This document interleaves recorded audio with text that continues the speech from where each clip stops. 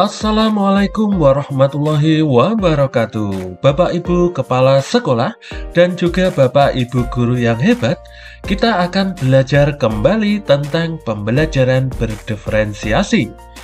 Pembelajaran kurikulum merdeka memastikan praktik pembelajaran untuk berpusat pada peserta didik. Ini pentingnya kita menggunakan pendekatan pembelajaran berdiferensiasi dalam kurikulum merdeka. Seperti apa? Mari kita simak materinya.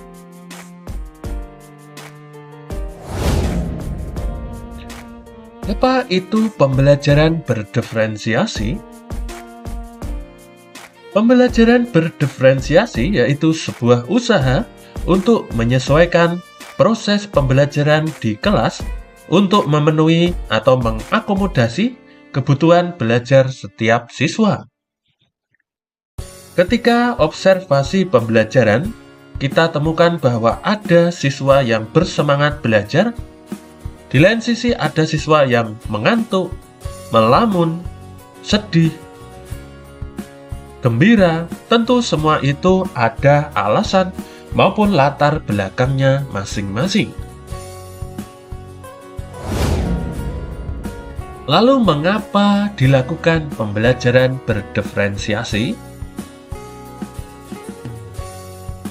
Pendekatan pembelajaran yang menyesuaikan dengan kebutuhan belajar siswa, semua siswa mendapatkan perhatian yang sama, tidak hanya siswa yang pintar saja, atau siswa yang tekun saja, tetapi siswa yang lambat belajar pun juga tidak boleh ditinggal. Guru membantu siswa mencapai capaian pembelajaran.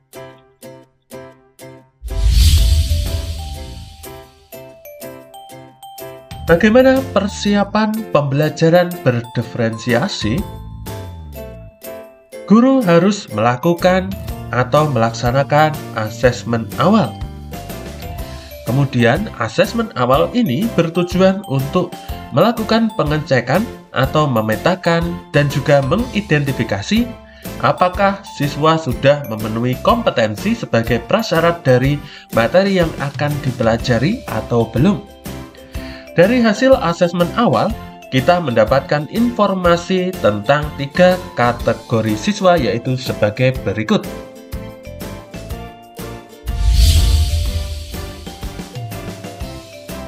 Yang pertama yaitu kategori paham utuh atau kategori 1.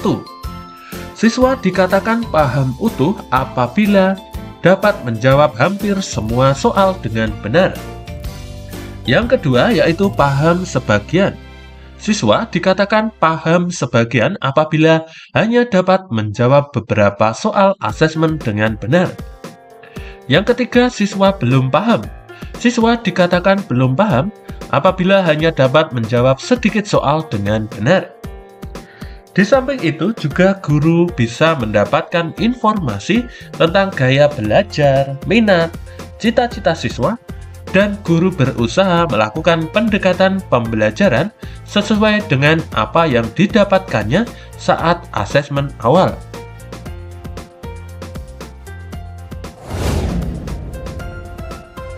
Dalam pembelajaran berdiferensiasi, guru dapat melakukan modifikasi pada proses.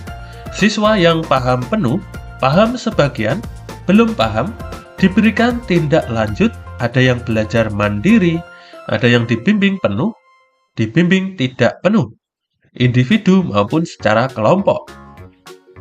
Kemudian konten, yaitu memilih mempelajari negara mana, kemudian produk akhir, misalnya lisan, tertulis, cerita, maupun gambar. Salah satu cara mengelola kelas berdiferensiasi adalah dengan memberikan pemahaman kepada para siswa bahwa guru bukanlah satu-satunya sumber belajar mereka. Dari sinilah, guru mendapatkan bantuan dari siswa dan dapat mengambil waktu untuk memberikan bimbingan bagi siswa yang membutuhkan.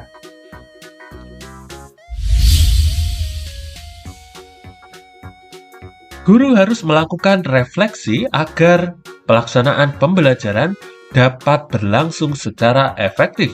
Guru bisa bertanya dan menjawab pertanyaan berikut ini. Bagaimanakah pemahaman pada konsep? Misal, belum paham pada konsep sehingga siswa tidak dapat menyelesaikan soal.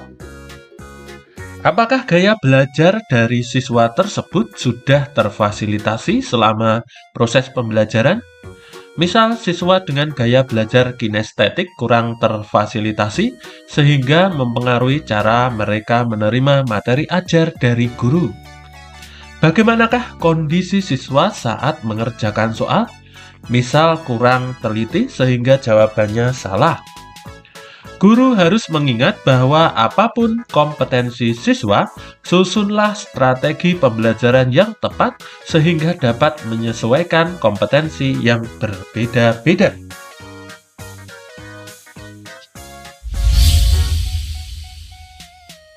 Guru perlu merancang modul ajar yang memuat strategi pembelajaran berdiferensiasi agar semua siswa dapat mencapai kompetensi yang sesuai dengan tahap perkembangannya.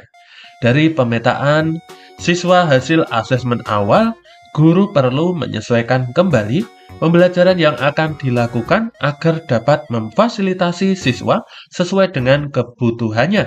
Ini merupakan salah satu kaidah dari pembelajaran berdiferensiasi. Kita sudah belajar bahwa dalam pembelajaran berdiferensiasi, kita dapat melakukan modifikasi pada konten, proses, dan juga produk akhir.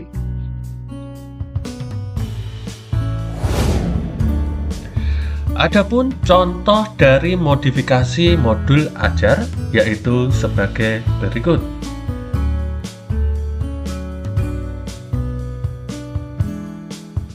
Ini adalah contoh modul ajar bahasa Indonesia dengan topik menulis teks argumentasi.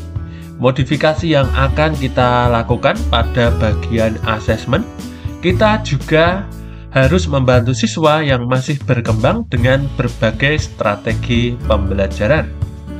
Adapun strategi diferensiasinya pada proses pembelajaran ini adalah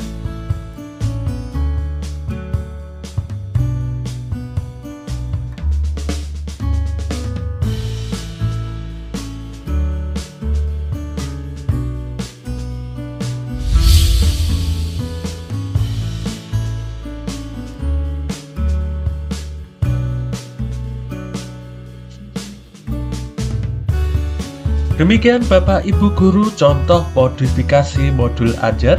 Jangan lupa bahwa modifikasi dilakukan berdasarkan kebutuhan siswa, kondisi kelas, dan pertimbangan guru. Modul ajar yang dimodifikasi bisa kita sesuaikan dari modul ajar yang sudah disiapkan atau membuat sendiri sesuai dengan kebutuhan siswa. Demikian materi yang dapat kami sampaikan terkait dengan pembelajaran berdiferensiasi. Terima kasih atas perhatiannya. Kami akhiri. Wassalamualaikum warahmatullahi wabarakatuh.